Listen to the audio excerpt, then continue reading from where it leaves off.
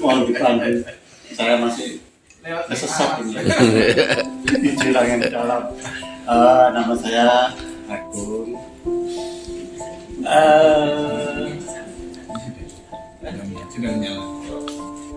Oke.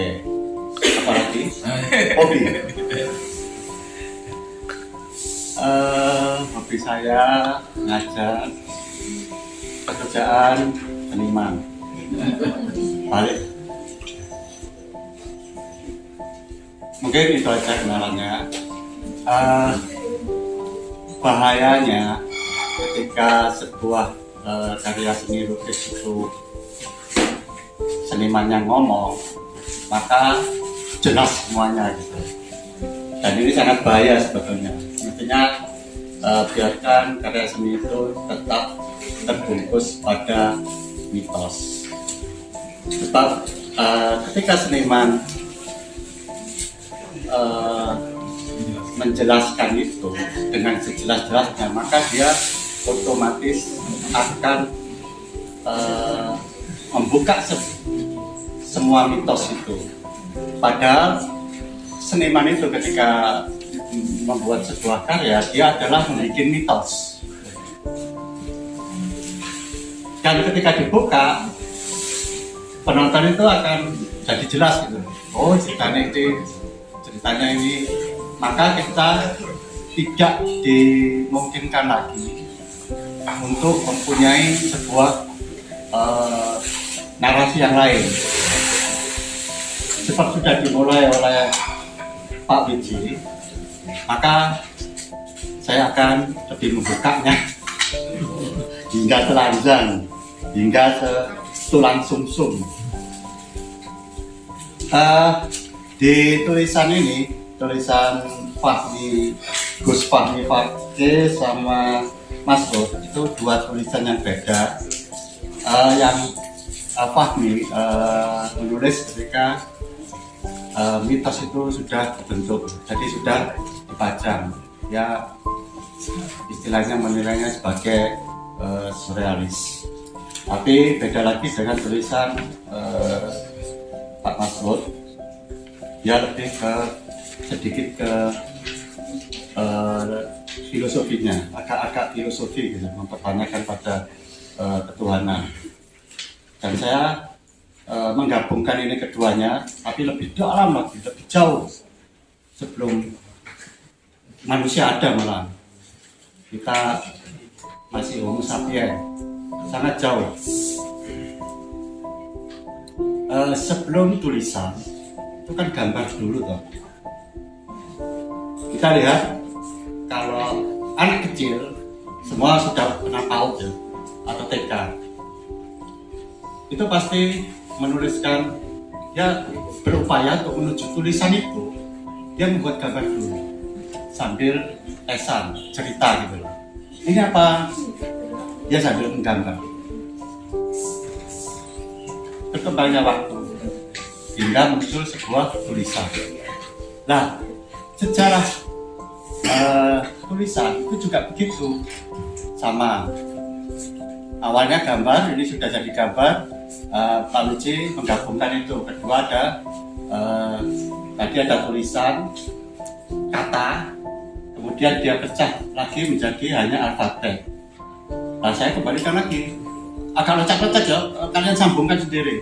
Saya memang gitu, suka loncat-loncat tuh, kayak pondok. Bukan cepong, kelinci. Anak yakin. Itu tadi mau. Melompat. Oh, melompat. Kenapa tulisan ada? Sejak kapan? Sejak Mesir. Sebelum Mesir itu pola hidup manusia adalah berpindah-pindah. Entah itu Neanderthal atau Homo sapiens, kita itu masih berpindah-pindah di gua-gua. Kemudian kita menciptakan sebuah gambar telapak tangan, kemudian binatang, ada manusia di situ, ada perburuan, ada yang memanah, banyak.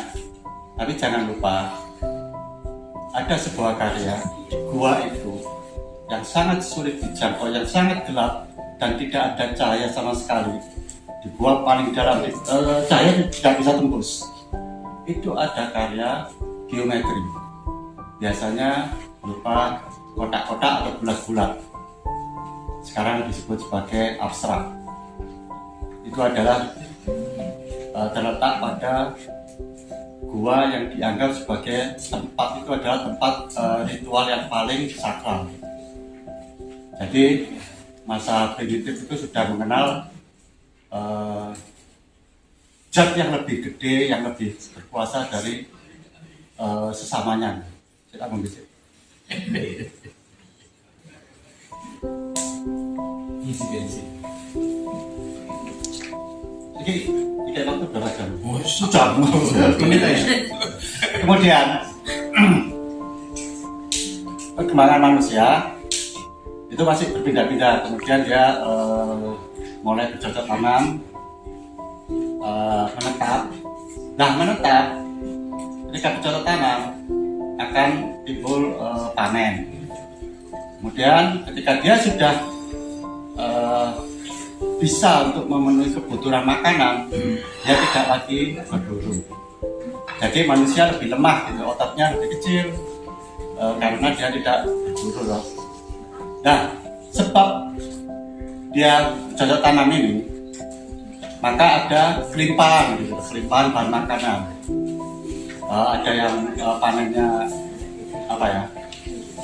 Panennya melimpah, ada yang tidak. Kemudian di kehidupan menetap ini muncul istilah hak pribadi, milik pribadi. Banyak waktu juga muncul ketika wilayah-wilayah manusia yang berkelompok-kelompok ini kemudian menyatu. Jadi istilahnya awalnya desa dulu, kemudian menjadi kampung, menyatu untuk kan ini butuh ketika menjadi sebuah kota kecil dengan kelimpahan makanan, itu maka butuh penulisan, didata gitu. Kamu punya makanan apa? Istilah nyimpan di bank. Dan itu biasanya di Mesir itu adalah pegawai pemerintah yang mencatat itu. Yang menyimpan gandum berapa, binatang berapa, jagung berapa. Itulah munculnya tulisan. Tapi bukan alfabet, masih gambar. Nah, bedanya ada dua budaya, Mesir dan Mesopotamia. Dan satu juga mencatatkan alfabetnya beda. Kenapa bisa beda? Awalnya sama, yaitu gambar dulu dari burung, kemudian dialihkan gitu, digambar menjadi burung. Apa namanya? Kita melihat itu burung gitu, jelas, gambarnya jelas. Di Mesopotamia juga gitu, jelas. Kemudian semakin lama itu menjadi direduksi atau dikurangi gitu, menjadi hanya simbol. Kenapa? Sebab ada tantangan. Ketika menuliskan benda mati tidak bisa di gambar itu, sampai ke hal-hal yang tidak nyata atau abstrak. Kemudian itulah menjadi simbol-simbol. Kalau di Mesir itu ada 3 jenis alfabet. Kalau di Mesopotamia itu ada 1, yaitu huruf kaku. Dan bedanya di Mesir itu ada 3, yang 1 untuk pemerintahan untuk mencatat pajak dan lain sebagainya. Yang hieroglif itu bukan untuk dibaca untuk umum, dia lebih rumit gitu. Gambarnya itu sangat susah dibaca. Nah, siapa yang bisa membaca? Hanya raja sama pendeta khusus. Dia mempunyai kode-kode gitu. Dan yang ketiga adalah untuk yang paling bawah, rakyat. Dan sebab sejarah kenapa bisa beda itu dilihat dari konteks geografis. Geografis di Mesir itu di tengah, otomatis dia tidak punya musuh gitu. Di tengah dikelilingi padang pasir, sebelah sini laut, jadi musuh tidak bisa menyerang. Jadi peradaban Mesir itu sampai 3.500 tahun. Bayangkan kita masih hidup di tahun 2024, masih kalah jauh dengan Mesir ini. Dan peradabannya hanya satu gitu, ditentukan oleh raja. Begitu aja, bosan nih. Beda dengan Mesopotamia. Mesopotamia itu wilayahnya sangat open, banyak diserang, banyak perang. Maka huruf paku itu kemudian bisa digunakan, disematkan pada bahasa yang lain. Dia lebih open untuk huruf paku ini. Tapi yang hieroglif tidak bisa, atau huruf Mesir tidak bisa. Itu sejarahnya. Kemudian ketika menjadi kota itu, raja itu kemudian khawatir. Ada kekuatan bagaimana bisa mengatur rakyat, jangan-jangan nanti memberontak. Maka dibikinlah sebuah, ada yang lebih gede gitu. Dibikinlah dewa-dewa itu. Dan kemudian ya itu gunanya hieroglif itu sebetulnya untuk yang bisa dibaca itu hanya raja dan pendeta. Rakyat nggak bisa, itu sebetulnya untuk mengendalikan supaya jangan memberontak gitu. Maka kemudian muncul di Mesir itu dewa-dewa. Yang di Mesopotamia tidak mempercaya itu gitu. Tidak percaya pada dewa, dia hanya percaya pada bintang-bintang.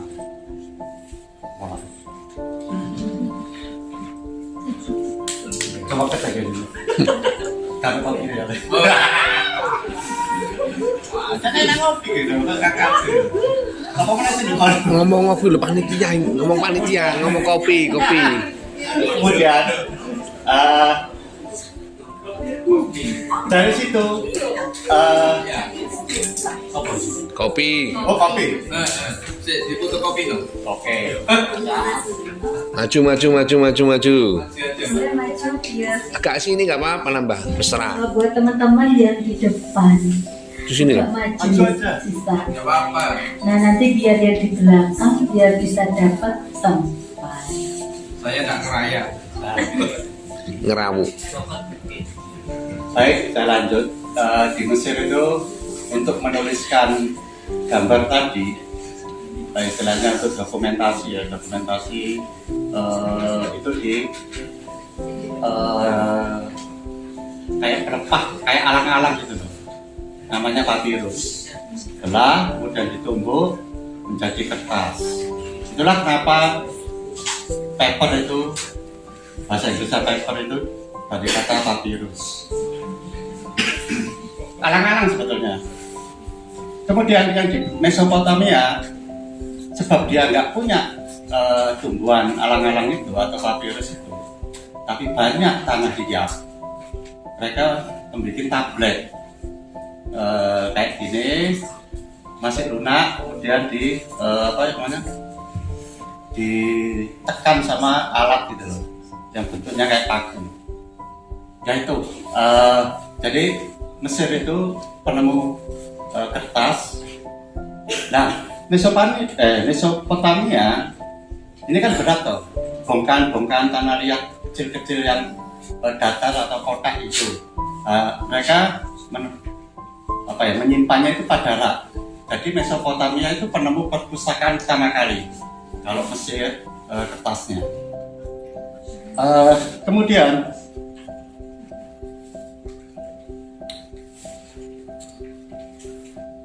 di samping itu, nanti hubungannya ke sini ya, ke apa lagi, Carakan atau Mecerokov.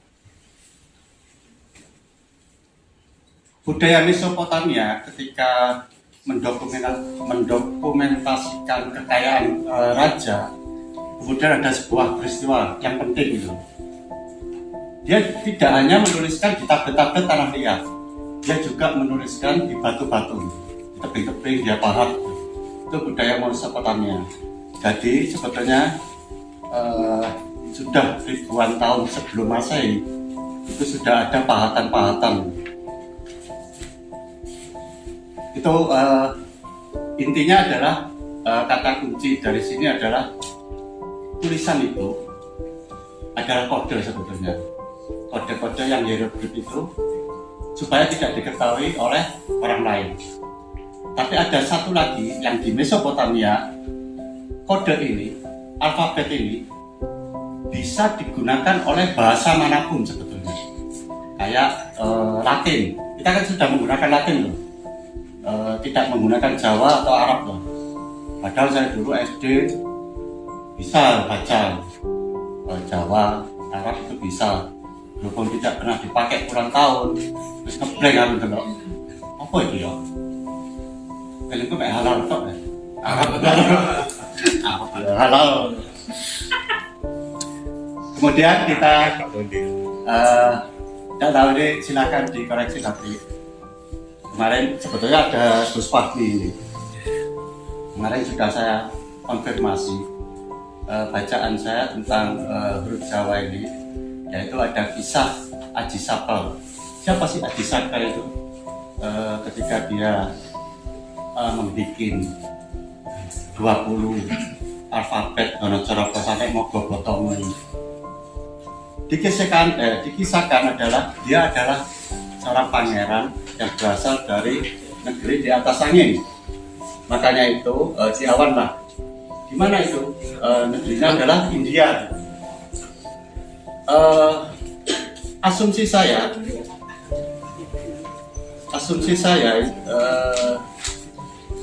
Aji Sapal ini berasal dari Tibet. Semoga saya salah.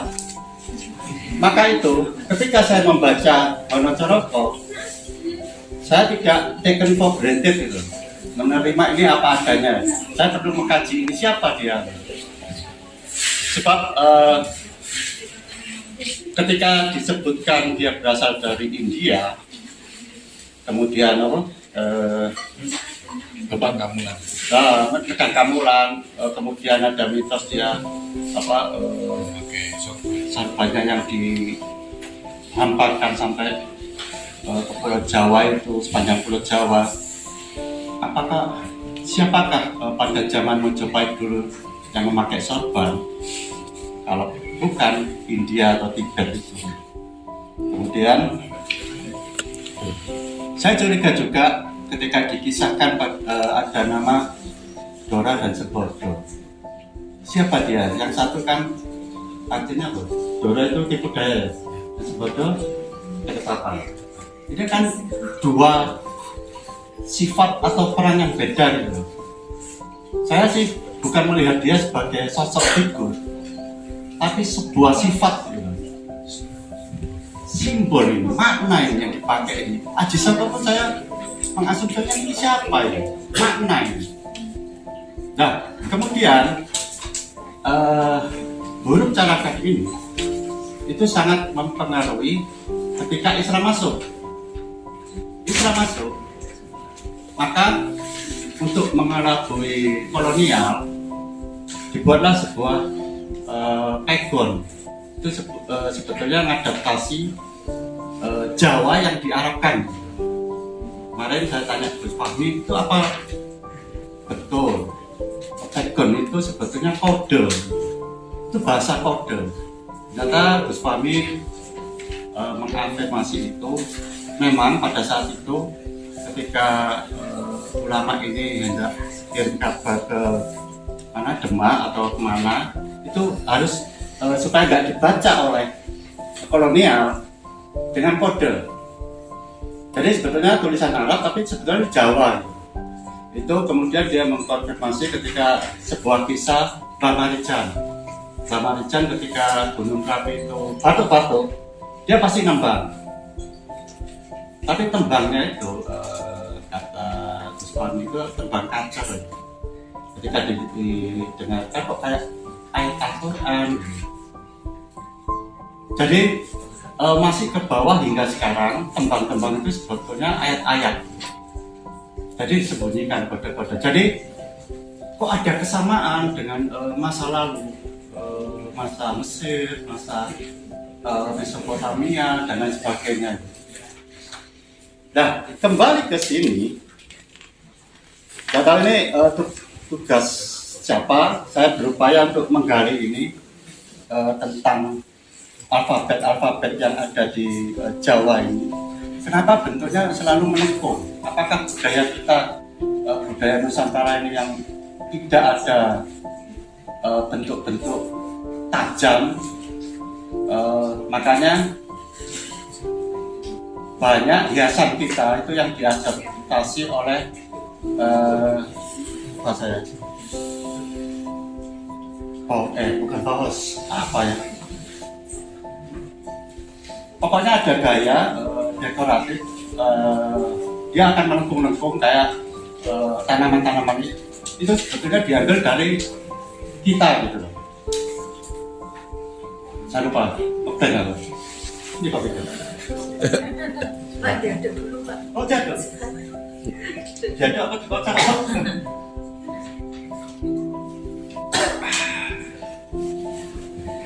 Jadi PR kita sebetulnya masih banyak untuk huruf Jawa ini sebetulnya masih perlu digali lagi. Mungkin kalau saya menggalinya dari segi visual gitu. Segi visual kenapa bentuk itu kok melengkung dan selalu menggantung. Kalau saya mengasumsikannya kenapa menggantung sebab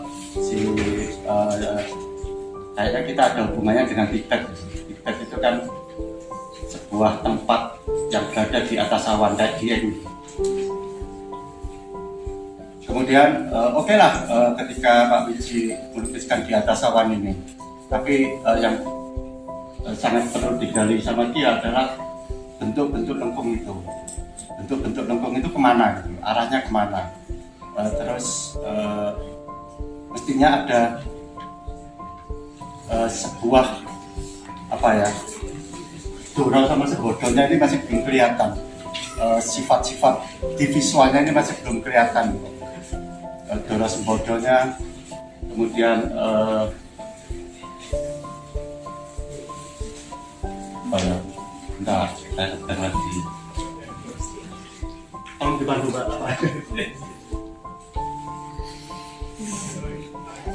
Mungkin begitu.